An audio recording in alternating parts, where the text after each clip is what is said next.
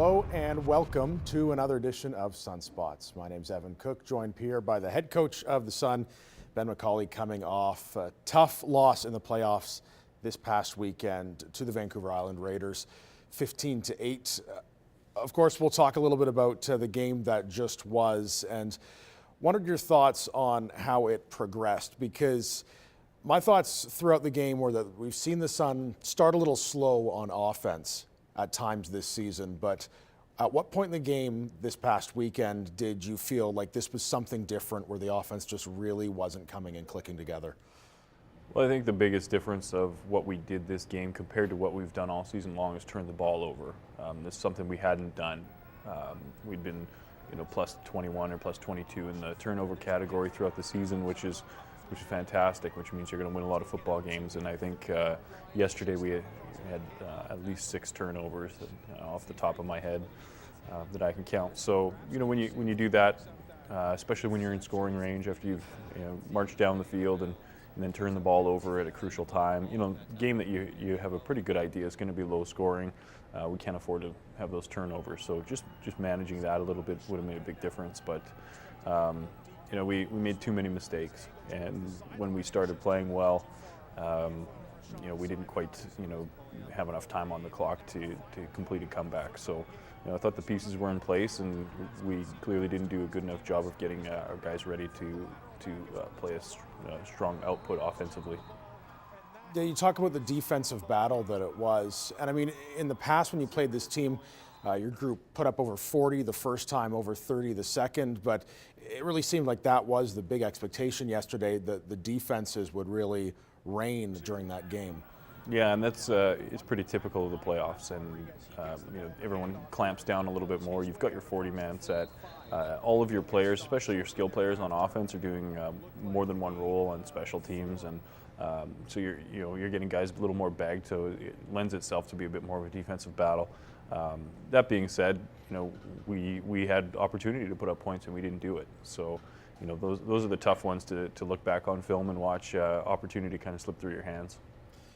When you think about those missed opportunities, a part of the game, rather, that seemed to be a turning point in my eyes was when you looked in the second quarter and you guys had just blocked a punt. You were deep in their end of the field. No points had been scored to that point in the game, and it seemed like you guys were going to put those first points on the board.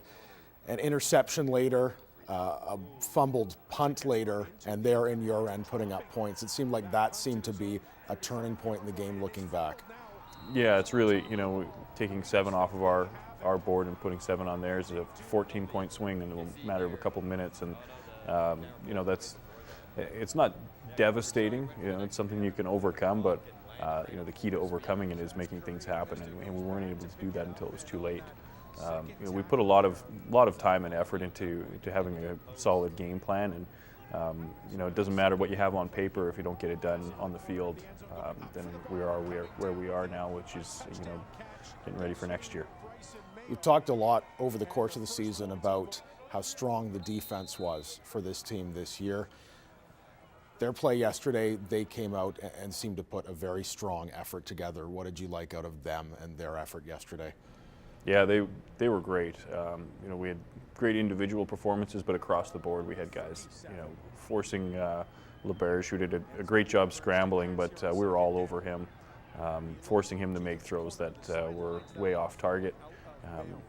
Taking a lot of sacks from our defensive line and our linebackers, who were just phenomenal yesterday. And we even had a strip that we thought strip fumble that we thought would be a touchdown that was whistled dead. Ironically, for a player that didn't have a helmet on, which film shows that it was not the case. So those are tough pills to swallow when your defense is playing so well enough to win the game for you. And we don't get the minimum amount done on offense, then it's tough. But it's a testament to the will of the defensive players and the guys we have, a strong group in there who are able to almost win a game without just one phase of the game.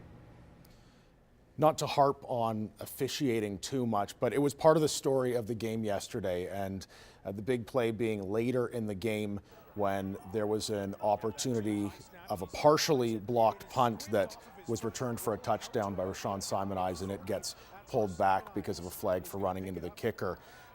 I know after the game yesterday you were fairly blunt in your assessment of where you thought that call stood. Did you get a chance to look over the film since then, and did that confirm what your initial thoughts were? Yeah, it was probably a little bit harsh right after the game, but I was able to confirm that. And whether it comes down to an interpretation of a call, then it's the discretion of the head referee. And we can disagree on it all we want, but it's not going to change anything now. So, it's just tough when guys are in a position and do exactly what you ask them to do. That basically ended the season for our guys.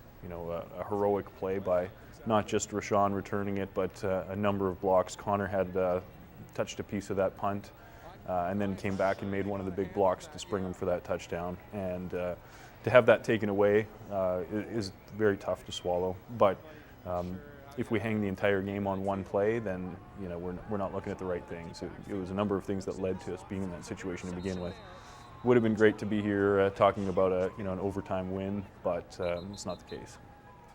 Injuries are a part of any team's season, and I know that as a coaching staff you don't like to hang any excuses on that, but I mean, this was a tough year for your group with injuries. You had both your quarterbacks injured at periods of time. Going into the final game yesterday, about half the receiving core was out. Injuries hit you guys hard this year. Yeah, and even with guys who were on the field, a lot of them playing through injuries that possibly could have sidelined them as well. And we just came to our guys and asked them to play through it. And those who were able to did, and they played well. But it's tough when you go your whole year one injury after another, and some really good kids who didn't get a chance to play, put a lot of time and effort into being part of the team and didn't get to have the success on the field. And guys even early on like Liam Crane and Zach Newman, who were huge contributors on our team early, losing them for the entire season early, and Kyler Mosley, guys who are all conference players. Sean Robinson, who was likely an all-Canadian linebacker, was gone.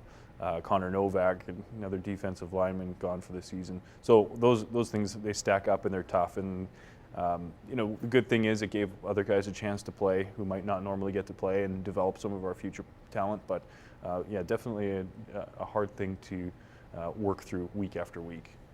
Wanted to give you the opportunity to maybe sing the praises of some of the graduating players that won't be returning to the program next year. There are guys that are going to be aging out and won't come back, but there's also fifth-year players that stand out that have obviously given a lot to the program over the years. Guys like Beck Fullerton, Eli Haynes on defense that will be big holes for you guys. Yeah, those guys, Eli's a prime example of a guy who's put in 5 years with the team. I had the pleasure of coaching Eli from, I think it was grade 9 in high school, and having him and his brother as part of my programs as they grew up. And Eli just embodies everything that we want a player to be like. He's all over the community volunteering. He's a straight A student, completing his degree under our scholarship program.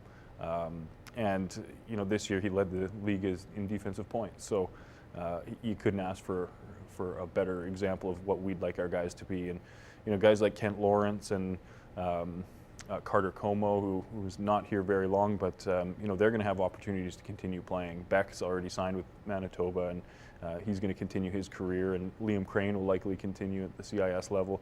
And looking at the list of, I think, 11 or 12 guys who are moving on, every one of them is going to have an opportunity to move on in football if they choose to, but academically and career-wise. And they're a prime example of what we try and accomplish here, which is develop an all-around player, an all-around person, and each one of them is a recruiter for us as they go forward, just by the way they live their life. On the flip side of that, there's plenty of young talent on this team that is set to come back to you guys. Talk through that a little bit about what you're expecting in terms of returning guys that you're expecting to see in camp next year.